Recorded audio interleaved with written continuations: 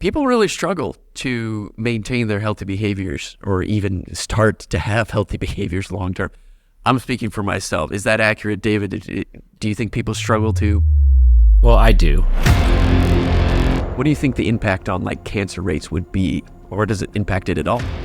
So they'd be huge. Man, if we can crack this code, the healthcare system in the United States, for example, would just save billions of dollars.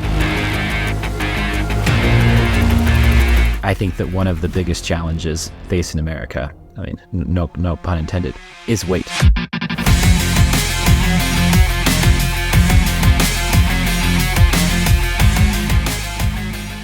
Welcome on in to the Health Elevated podcast. I am Dr. Fowers, and I'm joined by Dr. David Hedges.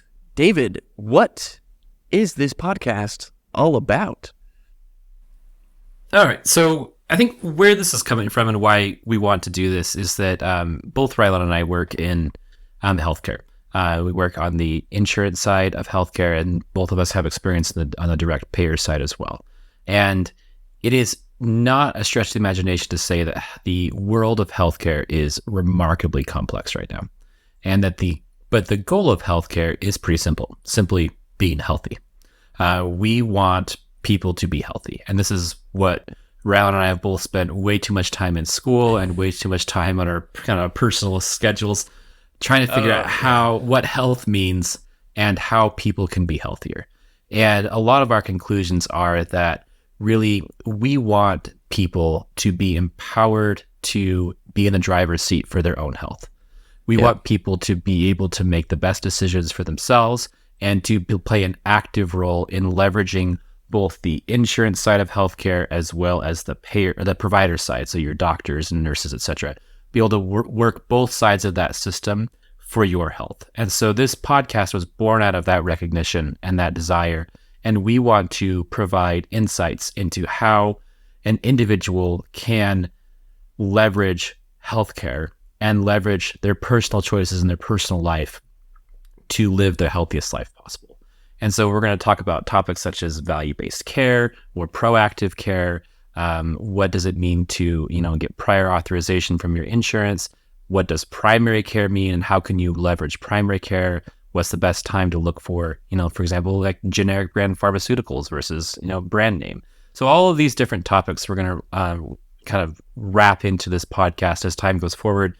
And in particular today, we want to talk about one of the most, what we both feel is one of the most important things. And that just comes down to simple, healthy, sustainable behaviors. And Rylan, this is something that's of personal interest to you, right? Well, interest, speaking of doing too much or spending too much time in school, right? This is my dissertation, has a lot to do with healthy behaviors, quantitatively studying the healthy behaviors. And as we get into this, by the way, you'll want to tune in each episode for a segment that we have called 1 Minute for 1%. So each episode, while we're talking about the topics that David brought up, we are going to have that segment where we get specifically into something that you can do, something actionable you can do to change your life and hopefully get just 1% better in your health.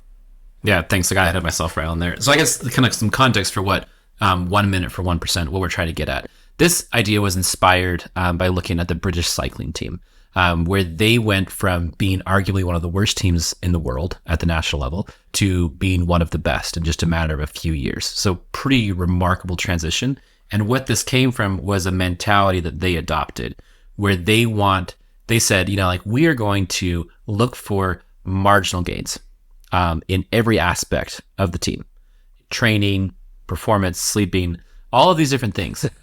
1%, like 1% difference. So on a realistic basis, 1% by itself doesn't do anything, but 1% improvement every week or 1% improvement every month in 50 different areas is going to lead to pretty significant difference overall, and a different British cycling team. And we want to see those gains in people's health. Yeah. And if you're like me, if anyone else is thinking about this, like if you were to make 1% in the market on a daily basis, you'd be a very, very rich person. pretty quickly. So 1% True. does make a big difference in the long term. That's for sure. So yes, today we're going to be talking mostly about healthy behaviors in general and what they are and why they're important. But here's the truth of it all. Here's the truth. People really struggle to maintain their healthy behaviors or even start to have healthy behaviors long term. I'm speaking for myself. Is that accurate, David? Do you think people struggle to? Well, I do. So we can probably extrapolate from that, but I know for sure that I do. And I think it's hard. I mean, healthy behaviors, healthy habits, I feel like they're hard to form and they relapse quickly. Yeah, they totally relapse quickly. And when you say they're hard to form, I mean, the literature actually kind of supports that. In studies done by Lawley, for example, who's kind of a bigger name in this field, and even corroborated by the studies that I've done, it takes a long time to actually form a habit. And even then, it can depend on so many other factors, like what the behavior is, who you are, what your environment's like and whatnot. But the main thing that the researchers continue to come back to is that because it's difficult to do these behaviors, probably the best idea would be to attempt to turn them into habits. That way you'll automatically do them. So what's the difference between a habit and a behavior? Or especially like a recurring behavior? Well, recurring behavior might be a habit. I mean, a habit is essentially just the theory that a task over time becomes automatic. And there's some kind of context or stimuli that causes you to just perform the behavior automatically. Whereas the behavior is just, something on its own. And so, I mean, they might be the same thing, right? Like a behavior that gets repeated might be a habit or it might become a habit. So I think, when we were, putting our thoughts together on this, you brought up the idea of putting your seatbelt on in a car. Yeah. So that's something that realistically, when I get in the car, I don't, and then look back on things, I don't have a clear memory of putting my seatbelt on. Then you have a habit of putting your seatbelt on. Yeah, when I get in the car, then it's on. And that's, not to get into the criticisms of the literature of how habits are measured. A lot of my research kind of aims at that.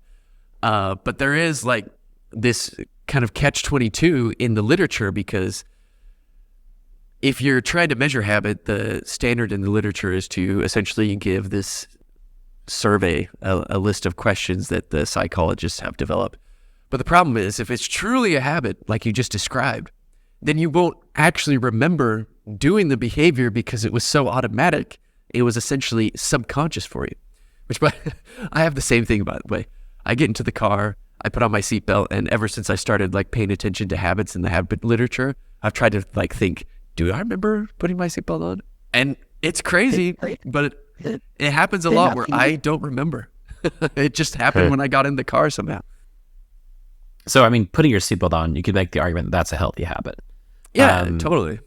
But I mean, I think about other things. I think about, eating well. Yep. Those are more complex behaviors. Going out and exercising, those are more complex behaviors than simply, grabbing a seatbelt and clicking it. Right. So I feel like they're harder to become, at least now speaking from my own perspective, it's harder to get to a state where, if I got up early, worked out or went for a run, I think that it'd be really hard for me to later in the day to think, oh, did I go for a run? Did I hit the weight room? Because you're there for half an hour, 45 minutes. Right. It's not just going to be something you can say for sure. Not this is a habit by that definition. No, totally. And so, I mean, that's not a perfect definition, right? In the lack of memory side of things, right? You're going to remember. And in fact, what I've seen a lot in my research is the type of behavior really, really matters. And exactly to what you were saying, right? It takes 2 seconds to put on a seatbelt. It takes a large effort, a physical effort to go exercise, right? So those aren't the same. And because of that, the way in which you build those habits are different in that it probably takes more time to build a habit of a more difficult task, unfortunately. Sure. And then I think another aspect of it is that putting your seatbelt on is a super easy thing to do. Totally. It doesn't require much effort, like you said. But the cognitive load of getting up when you're still tired, when it's nasty outside, and going out and running in the rain, running in the snow, getting out, going to the gym, like exercising that complex in that way, it's a much more complex thing, and there's a huge cognitive load associated with that. Is there any way to develop, like habit or fortitude to overcome that cognitive load, to make it more sustainable over time? So I think if going back to an earlier idea, the gains of simple, healthy habits don't pay off in the short run. They pay off in the long run. Like it takes a long time to get the benefits from it.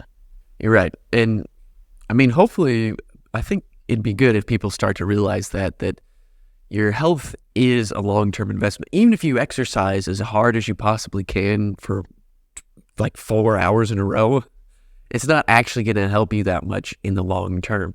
What's better is to be consistently performing a behavior over and over and over again, which is why habits are so important. But you speak of the cognitive load, and that's a really good point. The cognitive load is one of the biggest hurdles to get over to actually be able to perform behaviors. And that's why the habit formation is important in theory, because it is able to get past the cognitive load. Essentially, as you start to perform a behavior over and over and over again, that cognitive load starts to get weaker and weaker and weaker. Like if you imagine like a brick wall, right? Each time you perform the behavior, you're taking a sledgehammer to it, and the wall's not going to come down. But eventually, when you form a habit, that wall's down, and you're just doing the behavior. You don't have to really think about deciding to do it anymore. You're just doing it. And that's the golden zone you want to be in, because then you're going to do it for a long time, and you're going to get all of the health benefits for whatever healthy behavior we're talking about here. When you were saying something earlier, it reminded me the consistency that adds up over time. It reminded me of a situation that I was in years ago. So I like to run. I spend a lot of time running. And years ago, I had kind of gotten into this pattern where I would ramp up my running too fast and do too much too soon, and maybe get into double-digit miles, or going out for a run for a couple hours, and inevitably I would get injured. Had developed a running injury of some kind, biting off more than you could chew. Yeah, and it was miserable at the time, because I feel like I'd make all these gains in my training, and then I'd be out for 4 months just sitting. Which I'm sure you're not alone in that. Like there's people who hopefully not. Yeah, I mean, for my own hubris, I hope not. But at the same time, I remember talking to my dad. My dad is also a runner, and very kind of inspiring how consistent he is, how remarkably consistent. And he wasn't going out for super long runs. He wasn't going out for double-digit runs, double-digit miles or anything like that. He was just going out for 2 to 3 miles a day. But he did that every single day without any kind of break.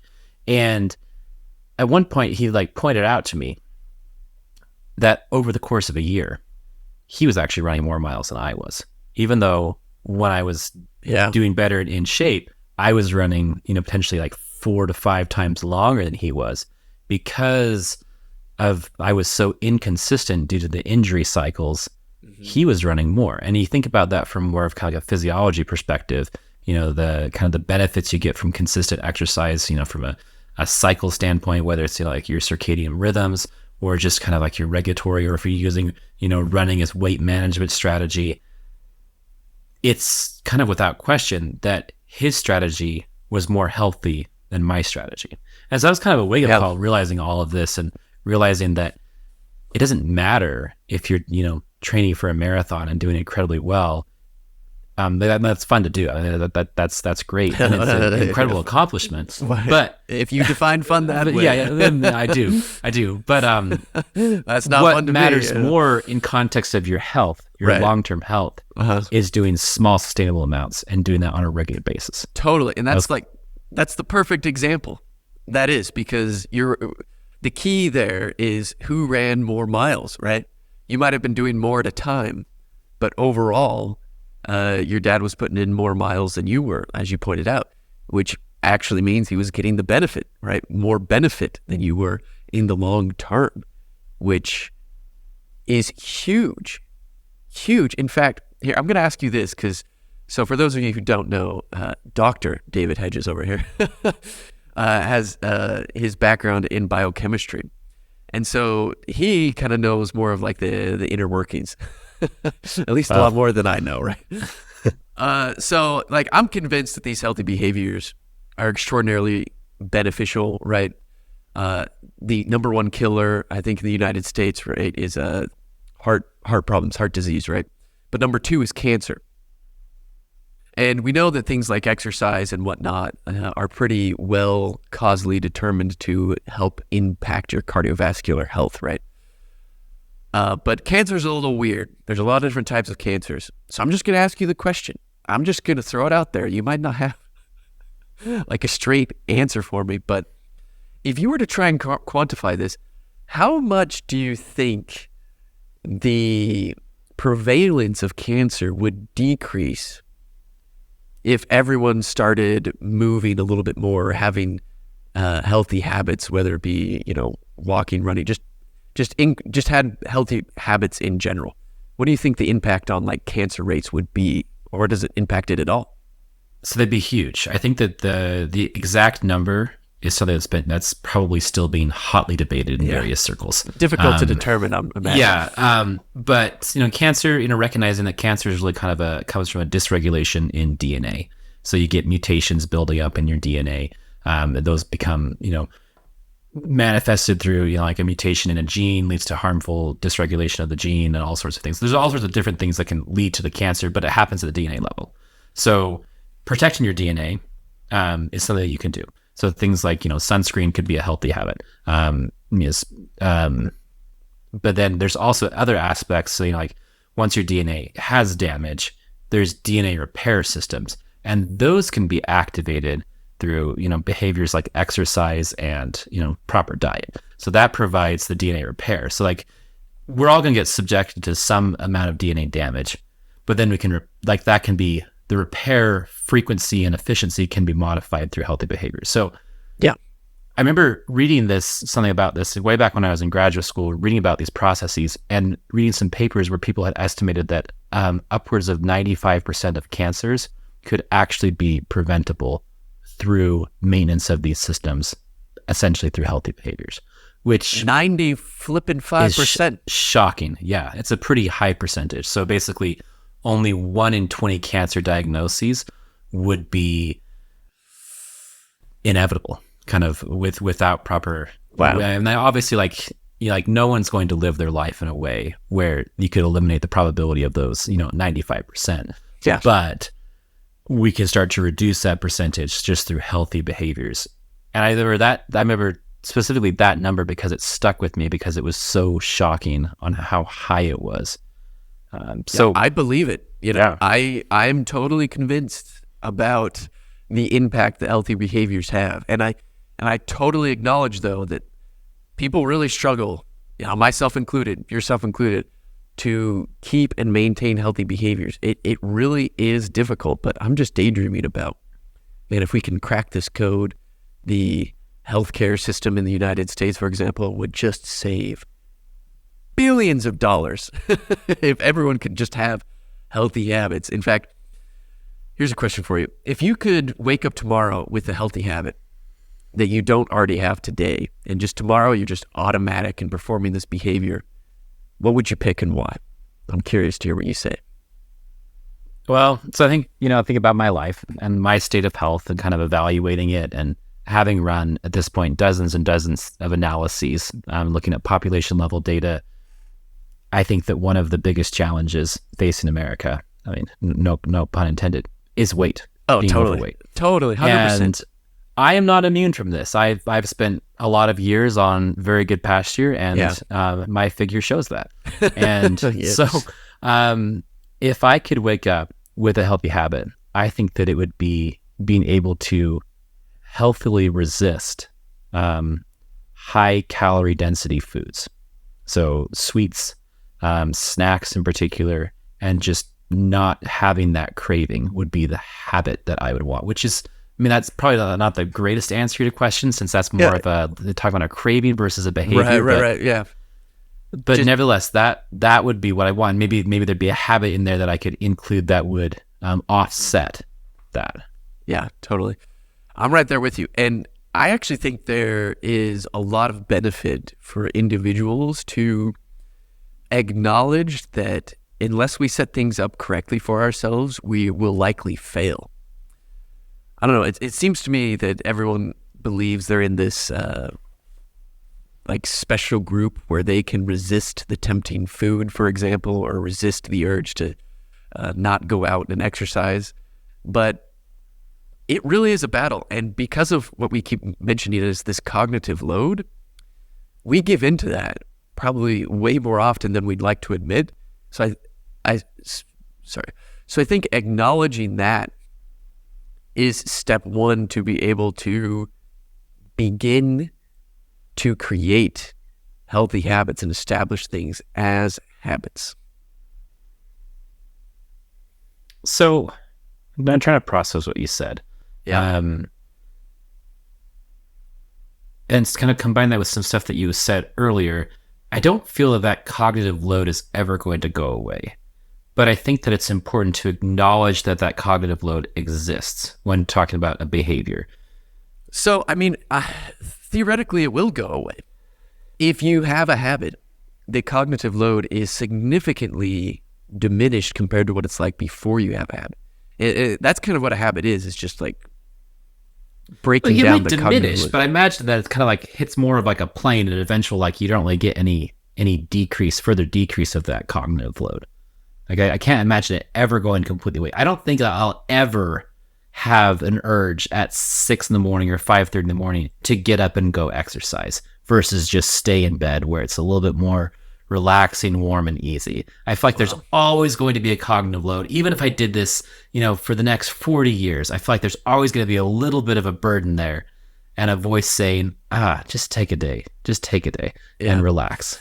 Well, I mean, what you bring up is difficult to discuss because there really is what I'd call heterogeneity in the type of behavior that we're talking about.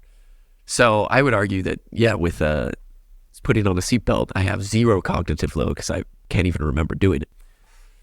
For my own experience in exercise, there is not much of a cognitive load there. I don't exercise early in the morning. And I guess one of the complications is how do you parse out the behavior of waking up early versus the behavior to go run? Because you might be conflating those without realizing that maybe it's difficult to wake up, but not difficult to go out and run, right? And the waking up part, it's super complicated. It has a lot to do with what time you went to bed. Right. So actually, that introduces another question though that I wanted to run past you, and this is this idea of. Yeah, like I only have 24 hours in a day. I think most people are probably in that same category. But you think there's people who have more? No, I'm very good at filling up my day with activities. Okay, yeah. And the reality is many of those activities are probably less healthy habits than they should be. Okay. So if I'm going to replace those activities, those less healthy things, and start doing healthy things, is it a good idea to strategize and say, I'm going to replace, like where I used to, for example, watch a show before bed. I am now going to replace that with, reading a book. And so it's like maybe a healthier habit. So you're getting less, blue light exposure before bed, improve your sleep quality, hopefully improve your overall mental well-being. So based on what you just said, like you're just kind of separating, it's probably more important to separate those two things rather than conflate them as one improvement or as one thing you can do better. Is that accurate based on your understanding? Yeah, I think that's accurate. That's how I approach it. I don't know if there's any like hard science to actually back that up besides just, what I've seen in my studies. Because if we focus on doing the healthy part, then the negative things we'll have less time that we can dedicate to them, right? So like something like reading a book, is good, but like realistically, and this is what we need to be aware of, like realistically, are we ever going to just completely stop watching TV? Probably not. And we have to be aware of that. And so kind of the strategy, I think, is to slowly introduce the healthy behaviors as something that you enjoy, as something that's like fun to do. You never ever want it to feel like a task or like something you have to check off that you're loathing to look forward to, because you will fail 100%. Your motivation will only take you so far. And that often means, like, especially at the beginning, you really have to compromise on what your goal is, right? Like, if I were going to go out and say, I'm going to run every day, and I start attempting to run 10 miles every day, I will fail so fast, in part because I love running. You're saying that the sustainability is probably less predicated upon motivation and probably more predicated on enjoyment. So you hates running, but love lifting weights. The exercise component is going to be, you're going to be much more likely to be sustainable long-term if you're in the gym lifting. Doing what I like. Yeah. And really what it comes down to too is like, I think that's super important, because if I were to do something that I hated every time at the gym, I would have not given up, just like subconsciously somehow avoided it, But if it's something that's what I do. Yeah. Something I look forward to though, then without really noticing, you almost start doing the behaviors that you otherwise would have never done. Like if you don't do any exercise at all, for example, and you start walking a little bit, you might walk just a few minutes, then maybe over a couple months, you're walking 30 minutes. And maybe after a year, you're starting to jog a little bit, It just kind of naturally starts to happen. And that's when you're like really going to stick to it. So this comes back to that earlier idea of acknowledgement that you brought up. So the idea that, like maybe when acknowledging things, that gives us a little bit more power. So acknowledging that, like, I am choosing to focus on this healthy behavior because this particular healthy behavior I enjoy more than this particular healthy behavior. And so being able to acknowledge that and have the, the self-awareness to acknowledge that might be a key to making things sustainable. 100%. So acknowledging that, if I look at, healthy eating, I will always choose chocolate above pretty much anything else. Wait, dark or white, or what kind of chocolate are we talking here? So I'm a bit of a snob when it comes to chocolate. I used to live in Europe, so I got kind of spoiled when it came to chocolates. Oh, yeah, totally. Yeah, so I prefer like a 50-50, so 50% dark. Oh, that's dark, yeah. Yeah, but yeah, anyway, so we talk about chocolate perhaps another time. But I guess where I was going with this is like recognizing that, like, there's some vegetables that I just don't like. So if I want to eat more healthy vegetables, so if I want to eat anything, I'm always going to gravitate towards eating something like chocolate. Yeah. But trying to recognize I want to make vegetables more sustainable in my life. Yeah. Maybe picking a vegetable that I like more than trying to say, like, I will eat Brussels sprouts. 100%. Because I think Brussels sprouts taste like dirty socks. And so I'm not going to want to eat those long term. But eating more carrots or, some other things might be a better choice for me. 100%. Yeah, that's exactly right. Like, instead of forcing yourself to eat something you don't like, pick the vegetables you do like. Hopefully we all like something. And then just eating that, and you'll start naturally eating less chocolate, and maybe you'll even start trying the other ones. But we're at that time. It is time for 1 minute for 1%. In this 1 minute for 1%, you are going to pick a specific time to set up as part of your daily routine to go for a walk, preferably outside. And how long should you walk? Well, it totally depends on whatever you want to do, because we want this to be something that's fun and something you look forward to. So if you're not used to walking at all, just walk for like 1 minute. Or if you, go outside a lot and walk a lot, maybe you can do it for 30 minutes. But don't give yourself like a specific time. Just do what you want. Just get into the feel of it. So how does this look? At your lunch break, you go outside, you walk to the corner and back.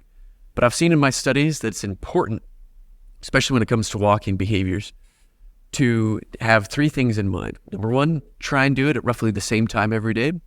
Number 2, try and do it at about the same intensity every day, which in this case, we want to do very kind of light intensity because you're doing it, just to form a habit, just for fun. And number 3 is you're going to want to make sure you're doing it for the purpose of exercise. So you are taking time for yourself. You're not doing it just out of convenience. You're actually taking a moment for yourself so that you can get a little bit of movement in. So that is 1 minute for 1%. Yeah, and I think to recap why we want to do that, the purpose of this podcast is to give people the information that they need so that they can sit in the driver's seat of their health. And so we hope to go over a lot of different topics. Today, we're going over this idea of, building sustainable, healthy habits. And we really hope that people take this as a challenge because we want people to act. We want people to have better health and to be in control of their health and not be at the mercy of a very overly complicated healthcare system. And so we want you to take these small challenges and incorporate them into your life to be sustainable so that you understand what it means. You can take these topics and make them become alive in your life. Thank you for listening to this episode of the Health Elevated podcast. If you liked what you heard, please consider sharing it with your family and friends or giving us a like or review. If you have any topics that you're interested in having us discuss, or you potentially want to be a guest on the program, please email us at healthelevatedpodcast@selecthealth.org. That's healthelevatedpodcast@selecthealth.org. Otherwise, we'll catch you in the next episode.